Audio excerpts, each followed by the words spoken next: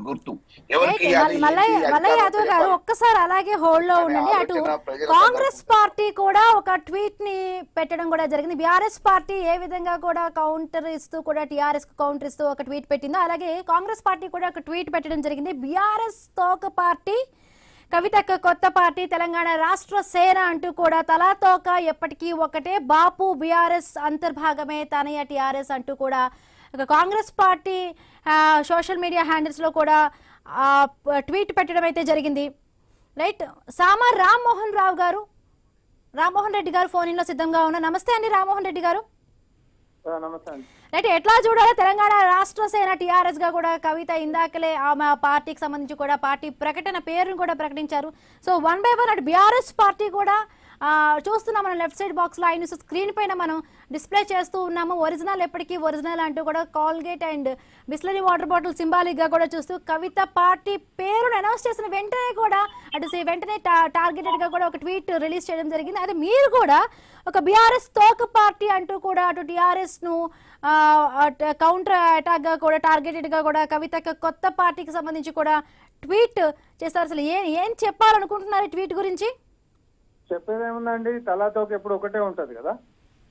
So BRS బాపుది అయితే TRS తనేది అని చెప్పి పెట్టినాము, అందులో అబద్ధం ఏం లేదు కదా. ఇప్పుడు బీఆర్ఎస్ పార్టీ వాళ్ళు ఒకటి పెట్టిండ్రు ఒరిజినల్ ఫేక్ అని. ఒరిజినల్ ఎప్పుడైనా అసలు తెలంగాణ ప్రజలు, ఫేక్ ఏంటిదంటే కల్వకుంట్ల కుటుంబం. వాళ్ళు పెట్టింది కరెక్ట్ యాప్ట్ గా ఉంది.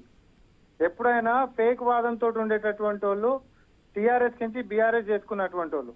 First of all TRS BRS రెండు ఒకటి అనేది ఒక అంశం అయితే, బీఆర్ఎస్ పార్టీ ఇంతకీ అది బీఆర్ఎస్ టీఆర్ఎస్ వాళ్ళే తెలుసుకోలేంది.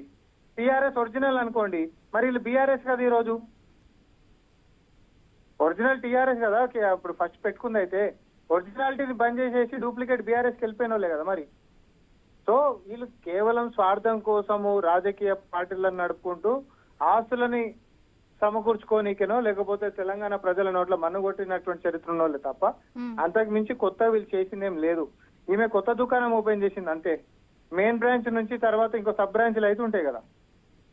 సో ఆ సబ్ బ్రాంచ్ లో భాగమే ఈ రోజు కవిత గారు పెట్టినటువంటి టీఆర్ఎస్ పార్టీ. అంతకు మించి వేరేది కాదు. ఈ రోజు రాసి పెట్టుకోండి, భవిష్యత్తులో ఎప్పటికైనా వారి యొక్క తండ్రి ఇంట్రెస్ట్లను కాదనేటటువంటి అంశాన్ని ఆమె ఎప్పుడు కూడా చేయదు.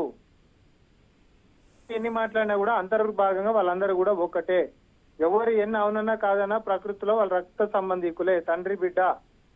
వాళ్ళొకరికి ఆపోజిట్ ఇంకొకరు పోయేటటువంటిది కాదు.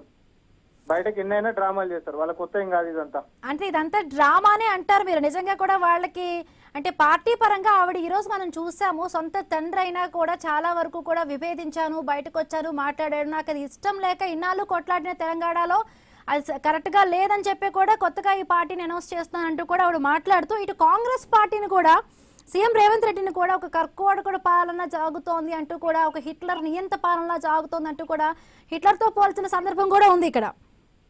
అక్క పాపం ప్రసంగం చేసింది కానీ లాజిక్ మర్చిపోయింది. అక్క తెలంగాణ ప్రజల గురించి, తెలంగాణ ప్రజలకు అన్యాయం వాళ్ళ తండ్రి చేస్తున్న దాని గురించి గిట్ట బాధపడేదే గిట్ట అయితే, నిజంగానే ఆమె కడుపులు అంత బాధ గిట్టుంటే అధికారాన్ని ఎదిరించి బయటికి వచ్చేసేసి ప్రజల పక్షాన నిలబడి ఉంటే ఆమె యొక్క చిత్తశుద్ధి తెలిసేది. సినిమా మొత్తం అయిపోయినాక, తీర్థ ప్రసాదాలు మొత్తం తిన్నాక, పుణ్యమంతా అరిగినాక ఈరోజు బయటికి వచ్చి అధికారం కోల్పోయిన తర్వాత ప్రజల కోసమే నేను ఈరోజు పార్టీ పెడుతున్నానంటే చోళల పువ్వులు పెట్టుకొని తెలంగాణ ప్రజలు అంత పిచ్చోళ్ళు ఎవరు లేరండి. అంటే కాళేశ్వరంలో అవినీతి జరిగింది కాబట్టి నేను అదే చెప్పాను, నేను చెప్పినందుకు నన్ను పార్టీ నుంచి బహిష్కరించారు అంటూ మాట్లాడుతూ కూడా, అధికారం ఉంటేనే కదా సమస్యలపై పోరాడడానికి ఒక అధికారం కావాలి, రాజకీయ అధికారం ఉంటేనే కూడా పూర్తిగా అవగాహనతో ఇంకా ముందుకు వెళ్ళగలుగుతాను, అందుకే ఈ పార్టీని పెట్టారంటూ కూడా మాట్లాడారు. సింపుల్ ఒకటే లెక్క మేడం, అధికారంలో ఉన్నప్పుడే కదా మొదటి టర్మ్ నుంచి మొదలైంది వారి యొక్క అవినీతి. 10 ఏళ్ళు ఎందుకు పట్టినాం, ఎందుకు రాలేదు బయటికి, ఎందుకు ఒక రోజు వ్యతిరేకంగా మాట్లాడలేదు? మీ నోటికైతే కుట్లో వేయలేదు కదా, నోటికి ప్లాస్టర్లో పెట్టలేదు కదా. ప్రజల పక్షాన నిలబడడానికి అడ్డం ఏంటిది? అప్పుడు అడ్డంగా దోసుక తిన్నారు కాబట్టి, తినడం మరిగిరు కాబట్టి, తిన్నది అరగక ఈరోజు వాటిని కాపాడుకోవాలంటే కొత్త దుకాణం ఓపెన్ చేసుకోవాలి కాబట్టి. ఇవన్నీ ఈ రాజకీయ డ్రామాలు అనేటటువంటి తెలంగాణ ప్రజల్ని పిచ్చోళ్ళని చేసేటటువంటిదే తప్ప 10 ఏళ్ళు వాళ్ళ నాయన పాలిస్తున్నప్పుడు, నిజంగానే తెలంగాణ ప్రజలకు అన్యాయం జరుగుతున్నప్పుడు మొదటి దఫాలో గానీ రెండవ దాంట్లో గానీ ఏ రోజైనా ప్రజల పక్షాన ఈమె కల్వకుంట్ల కవిత అనేటమ్మ నిలబడ్డదా?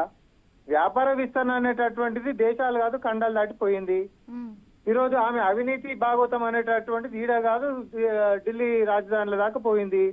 ప్రపంచంలోకి ఇంతమంది మహిళలు ఉంటే దేశంలో ఇన్ని కోట్ల మంది మహిళలు ఉంటే ఆమె పేరు మాత్రం ఎందుకు వచ్చింది?